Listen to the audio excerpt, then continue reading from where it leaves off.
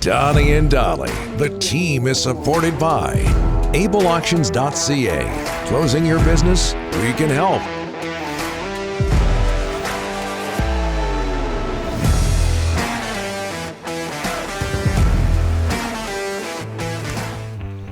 All right, just ahead of John Shannon, Nick from Victoria, Rick, Thanks. Ryan. Thanks.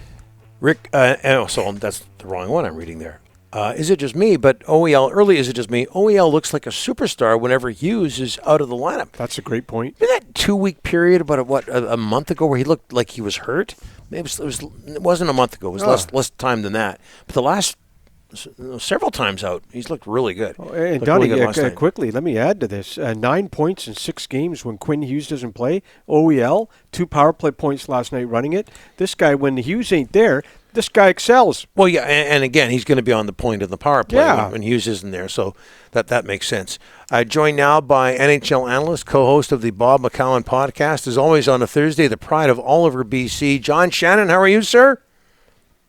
I'm doing great, but I bet you the golf course in Oliver's open today, but it's not open here, so because it is golf season now. The Masters started. So. Oh, yes, we're aware of that. And some of the best golfing you'll ever experience in Oliver. Incomeep and Fairview, tremendous. Fairview Mountain. It's one of the great secrets. Brian McDonald, the pro there, one of the great secrets of golfing in our country, not just the province, but the whole country. Now, is that a McDonald with an MAC or just MC? No, I think that's an MAC. Okay, right. That's an MAC. Write that name down, Ryan. We'll get on it for the summer. Hey, I think listen. I wouldn't. Why not do a week in Oliver? The show golf. Yeah. Why not do a week in Oliver? They have a beautiful patio at the clubhouse. Overlooks the whole valley. You can see the vineyards in the backyard. Now you're talking. Mr. Television, he's got it all worked out here. I might have to show up and consult. Hey, John, I've heard you elsewhere talk about, and the Canucks beat Vegas last night 5-1, obviously Bruce Boudreau behind the bench. But I've heard you talk elsewhere about Bruce Boudreau's future with the Vancouver Canucks. What can you tell us about that?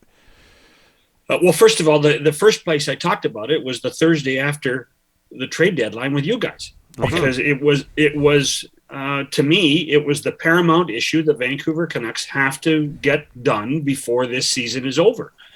What has come to light now is that Bruce has this year and next, but there's also, as Elliot Friedman reported on Saturday, there is an option for both sides, for Bruce and for the club.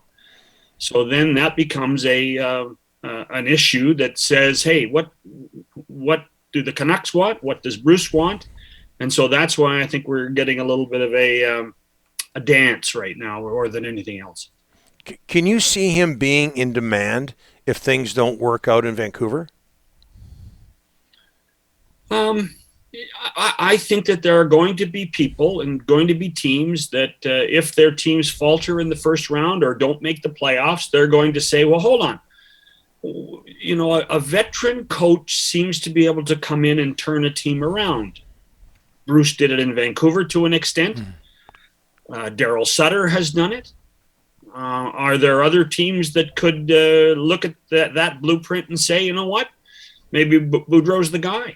I don't know. I'm not suggesting for one moment that there's a bidding war out there. I don't think that's fair to the Canucks. I don't think that's fair to Bruce. But I think that, both sides are looking at options right now to figure out what's going to happen. I don't want you to, I'm putting you on the spot here a bit. I don't want you to speak out of turn, but you know Bruce. What do you think he's learned since December about the Vancouver market, about this team? Do you think he finds the situation attractive? Well, full transparency, I've not talked to Bruce in a while about it. I think we probably conversed maybe in the first 3 or 4 weeks, maybe by the end of maybe at the All-Star break was the last time we had a rather simple discussion, probably on text more than anything else, and he was having a blast. He was enjoying it. But what I will tell you, and I've heard this not from him but from others, and not just in Vancouver, is that there's been a learning curve for all these guys that have had great success in the United States coming back to Canada, whether it be in Ottawa or Winnipeg or Edmonton or Calgary or Vancouver or Toronto, is the pressure's much different to coach or manage or play in an NHL city in this country. And it's eye-opening. And when you consider that, we're talking about Jim and Bruce, who have basically lived their lives in the United States, coaching and managing in the United States, to be under the microscope in Vancouver is a much different thing. John, the NHLPA and the agents are meeting for the first time in 3 years. They're in Toronto right now. I think one of the biggest questions right now is the future of union leader Donald Fehr. He's going to turn 74 this summer. What are you hearing? Is he in this much longer, or do they make a leadership change soon? My guess is that 6 months from now, we're going to be talking about a new leader of the Players Association. Yep. The meetings actually started yesterday, Rick, yep. And as I understand, they probably did not get many of the answers that the agents wanted from senior management of the PA. In fact, I believe Don didn't even stick around for the question and answer period that he was supposed to participate in because something came up. So from that perspective, I think that there's a lot of issues at hand. The direction of this association is at hand, and we'll see what happens.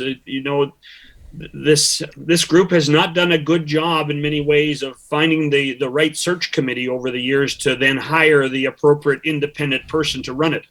The last time they did this, Don Fehr was on the committee to find the new job, the new boss, and he hired himself. Yeah. The previous time they went through that whole issue with Paul Kelly and the mutiny with Paul Kelly. So I don't.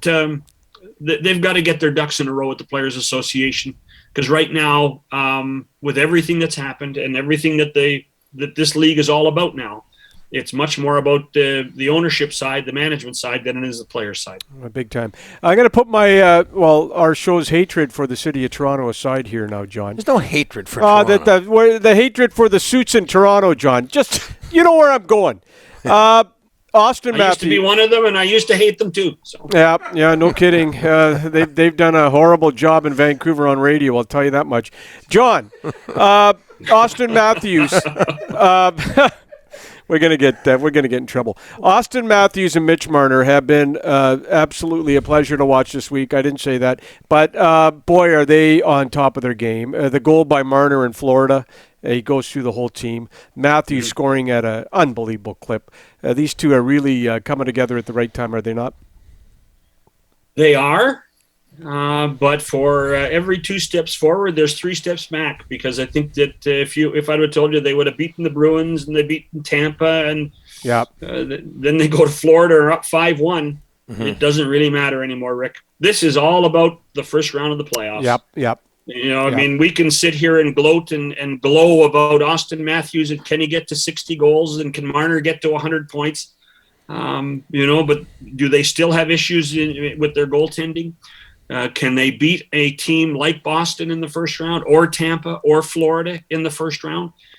It's all about those 7 games. And that will be the deciding factor for a lot of people in the organization. Yep, big time. Yeah, right now matched up against, it would be a first-round matchup for Toronto against Boston as we speak. They've been down that route before, as we know. Too many times. Yeah. Hey, John, what are you hearing about Doug Wilson? We understand he's stepping down as GM, longtime GM of the Sharks. This is an interesting one. Doug was one of those guys that I've been around long enough that I knew Doug as a player. He was a great player, was always approachable for me as a manager too. But as soon as this health issue came up and he took the leave of absence, texts weren't returned, inquiries were, well, it's a personal matter. So there's not much to say other than you hope and pray that he's okay, and that this is for the benefit of him first and then the team second. I'd love to tell you I know more, but when you know the texts are read and you don't get replies.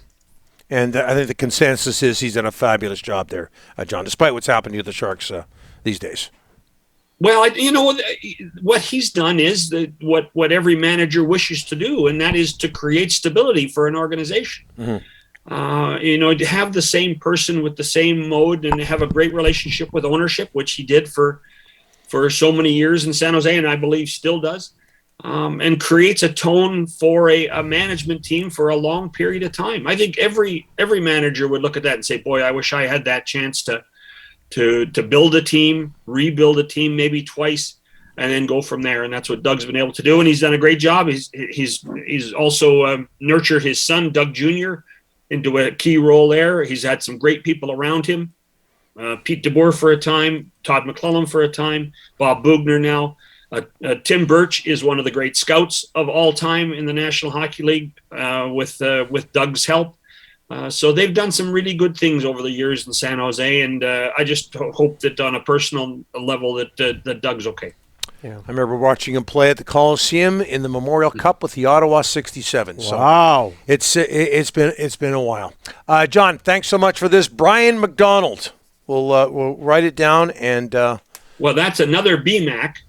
Oh, yes, so yeah, right that's there. That's another BMAC, and I'll tell you what, he was a pretty good junior hockey player too. Wow, perfect. So, yeah, I think we can probably get a foursome out of this. Okay, good.